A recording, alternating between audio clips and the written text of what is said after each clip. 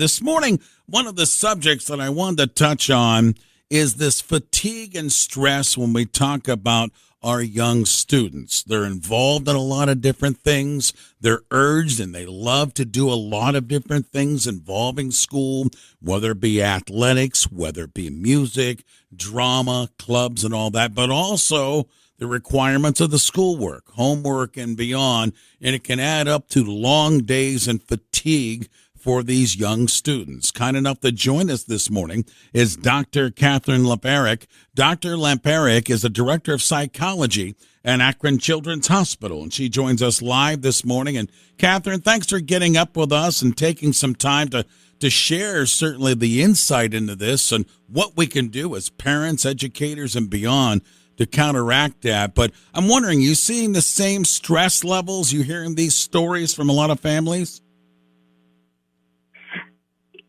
Yes, thank you so much for inviting me and for having me on. I really appreciate it. I do feel like the stress levels have increased, particularly over the last few years. I think, the stress of the world has increased, and kids and teens are not immune to that. And specific to them, college is becoming more competitive and scholarships are more competitive and essential than ever with the rising costs of school. And so I think that kids and teens are definitely feeling it a lot more, especially in the past couple of years. So, Catherine, let me ask you this. As parents, in talking to these young students, what do we need to do, maybe adjusting ourselves, whether it be the scheduling, whether it be the routines? What would you send our way to help these students cope with all the demands they now have?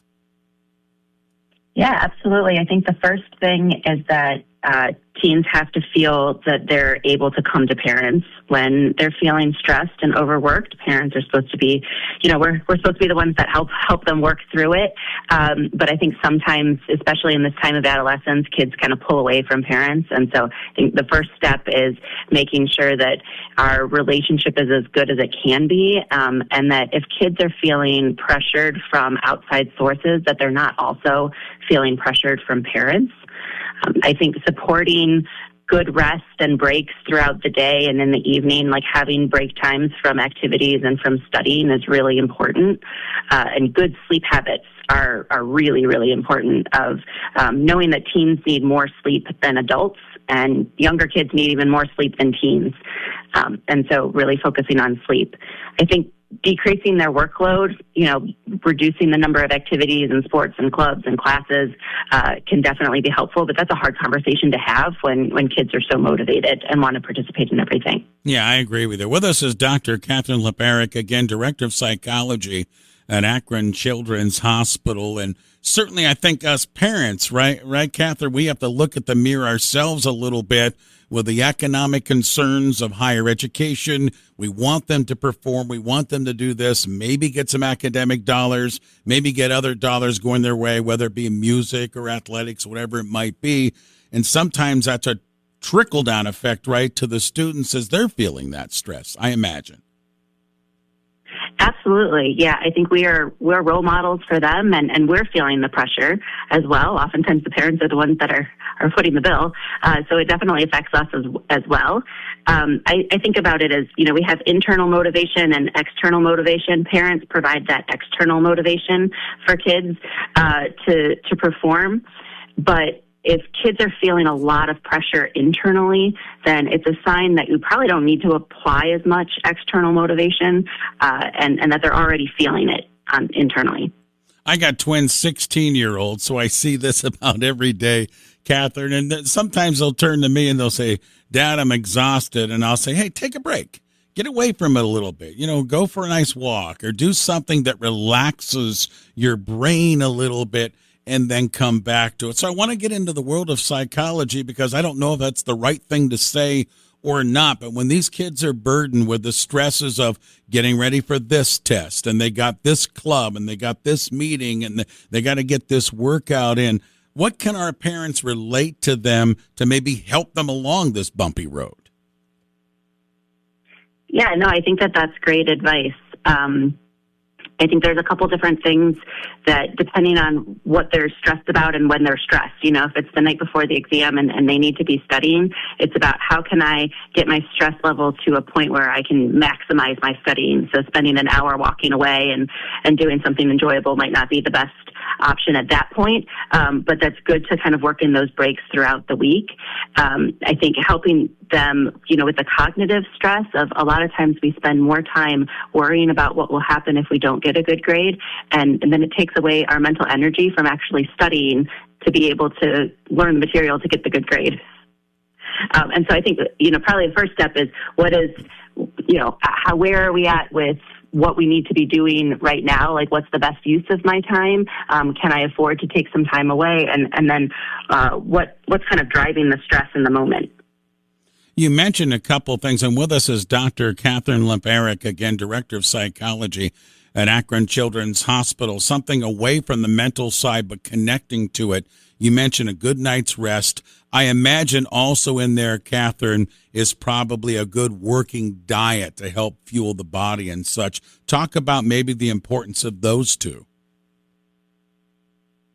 Yeah, absolutely. If we don't have good nutrition, and I think for teens, one of the biggest things is skipping meals, not eating breakfast or not eating enough kind of throughout the day. Our body can go into starvation mode, not getting enough sleep and not getting enough good nutrition. In other times in history and in other parts of the world, sleep deprivation and diet deprivation is a form of torture. And so when we do that to ourselves, that's also a form of torture. We can't think well. We can't manage our emotions as well when we're not sleeping. And cognitively, our ability to take tests and to think creatively is also diminished. Catherine, I imagine time management skills and time management scheduling are big in this as well as trying to avoid this burnout and fatigue. And maybe through your experiences and your conversations, maybe you can help us, parents and others, with our children, with our young students about time management. Yeah, the biggest thing when I think of time management right now, I think is the challenge related to screen time and cell phones and social media and all of that conversation. I think the internet and websites are designed to suck us in and take up all of our time. And teenagers' brains, especially in kids' brains, are not equipped to kind of pull back. I think most of us have a hard time pulling back. And so having safeguards in place and sort of railings of, using technology and having limits on that, I think can be really important in helping kids manage their time.